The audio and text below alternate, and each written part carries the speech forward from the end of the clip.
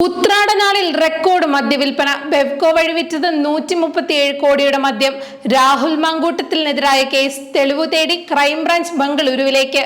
നമസ്കാരം. ഈ മണിക്കൂറിലെ ഏറ്റവും പ്രധാനപ്പെട്ട 10 വാർത്തകളുമായി ജനൈകം ഓൺലൈൻ മോജോ ന്യൂസിലേക്ക് സ്വാഗതം.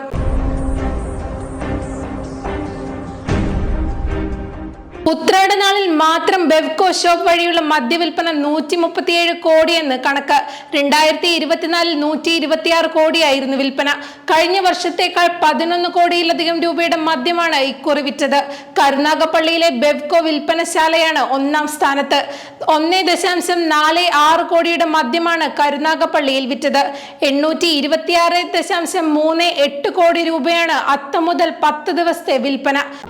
രാഹുൽ മാങ്കൂട്ടത്തിൽ യുവതിയെ ഗർഭചിത്രം നടത്താൻ പ്രേരിപ്പിച്ചെന്ന കേസിൽ ചികിത്സാരേഖകൾ തേടി ക്രൈംബ്രാഞ്ച് ബംഗളൂരുവിലേക്ക്. ആശുപത്രിയിൽ നിന്നും വിവരങ്ങൾ തേടാനാണ് തീരുമാനം.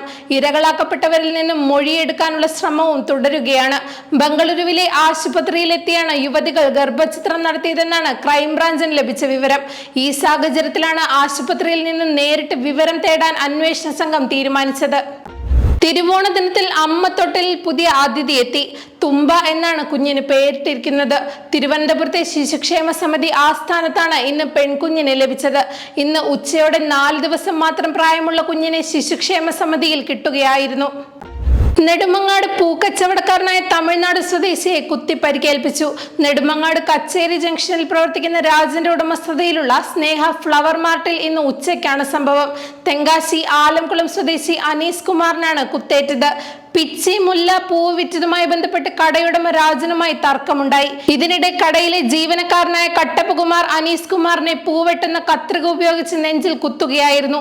സംഭവത്തിൽ കടയുടമയായ രാജനെ നെടുമങ്ങാട് പോലീസ് കസ്റ്റഡിയിലെടുത്തിട്ടുണ്ട്. അനീസിനെ കുത്തിയ കട്ടപ്പകുമാർ ഒളിവിലാണ്. കുടുംബ വഴക്കിനെ തുടർന്ന് ഭാര്യയെ കുത്തിക്കൊലപ്പെടുത്തിയ ശേഷം ഭർത്താവ് ജീവനൊടുക്കി. പത്തനംതിട്ട മല്ലപ്പള്ളി ഈസ്റ്റ് പോസ്റ്റ് ഓഫീസിന് സമീപമാണ് സംഭവം. പുലിയിടശ്ശേരിയിൽ രഘുനാഥൻ, ഭാര്യ സുധ എന്നിവരെയാണ് രാവിലെ മരിച്ച നിലയിൽ കണ്ടെത്തിയത്. വീടിന് സമീപത്തെ ശൗചാലയത്തിൽ തൂങ്ങി മരിച്ച നിലയിലായിരുന്നു രഘുനാഥൻ. ഭാര്യ സുധയെ കുത്തേറ്റ് രക്തം വാർന്ന നിലയിൽ മുറ്റത്ത് നിന്നാണ് കണ്ടെത്തിയത്. കുടുംബ വഴക്കാണ് കൊലപാതകത്തിനും ആത്മഹത്യയ്ക്കും കാരണമായതെന്നാണ് പോലീസിന്റെ പ്രാഥമിക നിഗമനം. പ്രസിദ്ധമായ പായിപ്പാട് ജലോത്സവത്തിന് ഇന്ന് തുടക്കം. ഞായറാഴ്ച വള്ളം കളിയോടെയാണ് ജലോത്സവം സമാപിക്കുക. 10 ചുണ്ടൻ വള്ളങ്ങളും ഉൾപ്പെടെ 40-ലധികം കളിവള്ളങ്ങൾ മത്സരത്തിൽ പങ്കെടുക്കും. കുട്ടികളുടെ ജലമേള, കാർഷിക സെമിനാർ, ജലഘോഷയാത്ര തുടങ്ങിയ പരിപാടികളും ഇതോടൊപ്പം നടക്കും. വെള്ളിയാഴ്ച രാവിലെ 7-ന് കെ കാർത്തികേയൻ പതാക ഉയർത്തും. ഞായറാഴ്ച ഉച്ചയ്ക്ക് 1:30-ന് മത്സരവള്ളം കളിയുടെ ഉദ്ഘാടന സമ്മേളനം കേന്ദ്രമന്ത്രി സുരേഷ് ഗോപി ഉദ്ഘാടനം ചെയ്യും. കൃഷിമന്ത്രി പി പ്രസാദ് വള്ളം കളി ഉദ്ഘാടനം ചെയ്യും. അജിത് കുമാർ നായകനായി എത്തിയ ഗുഡ് ബാഡ് അഗ്ലി എന്ന സിനിമയ്ക്കെതിരെ ഹർജി. തന്റെ ഗാനങ്ങൾ അനുമതിയില്ലാതെ സിനിമയിൽ ഉപയോഗിച്ചുവെന്നും ഇത് പകർപ്പവകാശ നിയമലംഘനമാണെന്നും ഇളയരാജ ഹർജിയിൽ പറയുന്നു. 5 കോടി രൂപ നഷ്ടപരിഹാരം നൽകണമെന്നാണ് ആവശ്യം. ഹർജി തിങ്കളാഴ്ച പരിഗണിക്കാമെന്ന് കോടതി അറിയിച്ചിട്ടുണ്ട്. അതേസമയം യഥാർത്ഥ അവകാശികളിൽ നിന്ന് അനുമതി ലഭിച്ചിട്ടുണ്ടെന്നാണ് സിനിമയുടെ നിർമ്മാതാക്കൾ അറിയിച്ചിരിക്കുന്നത്. അനിൽ അംബാനിയുടെയും റിലയൻസ് കമ്മ്യൂണിക്കേഷൻസ് ലിമിറ്റഡിന്റെയും പേരിലുള്ള വായ്പാ അക്കൗണ്ടുകൾ ഫ്രോഡ് വിഭാഗത്തിലേക്ക് മാറ്റി ബാങ്ക് ഓഫ് ബറോഡ. അനിൽ അംബാനിയുടെ സ്ഥാപനങ്ങളിലെ വായ്പ തട്ടിപ്പ് സംബന്ധിച്ച് ED അന്വേഷണം തുടരുന്നതിനിടയിലാണ് പുതിയ നീക്കം. ഇതിന്റെ ഭാഗമായി റിലയൻസ് ഹൗസിംഗ് ഫിനാൻസ്, ആർകോം, റിലയൻസ് കൊമേഴ്ഷ്യൽസ് ഫിനാൻസ് എന്നീ കമ്പനികൾ എടുത്ത വായ്പകൾ സംബന്ധിച്ച് 13 ബാങ്കുകളിൽ നിന്നായി വിശദാംശങ്ങൾ തേടിയിരുന്നു. 17,000 കോടി രൂപയുടെ തട്ടിപ്പ് നടന്നതായാണ് കണക്കാക്കപ്പെടുന്നത്. 60 കോടി രൂപയുടെ സാമ്പത്തിക തട്ടിപ്പ് കേസിൽ നടി ശില്പ ഷെട്ടിക്കും ഭർത്താവ് രാജ് കുന്ദ്രയ്ക്കുമെതിരെ മുംബൈ പോലീസ് ലുക്കൌട്ട് നോട്ടീസ് പുറപ്പെടുവിച്ചു. വ്യവസായിയായ ദീപക് കോത്താരി നൽകിയ പരാതിയുടെ അടിസ്ഥാനത്തിലാണ് നടപടി.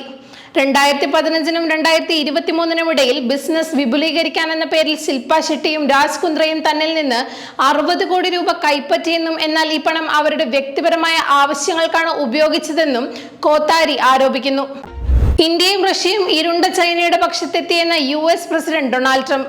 3 രാജ്യങ്ങൾക്കും സമ്പദ് സമൃദ്ധി നേരുന്നുവെന്നും ട്രംപ് പരിഹസിച്ചു.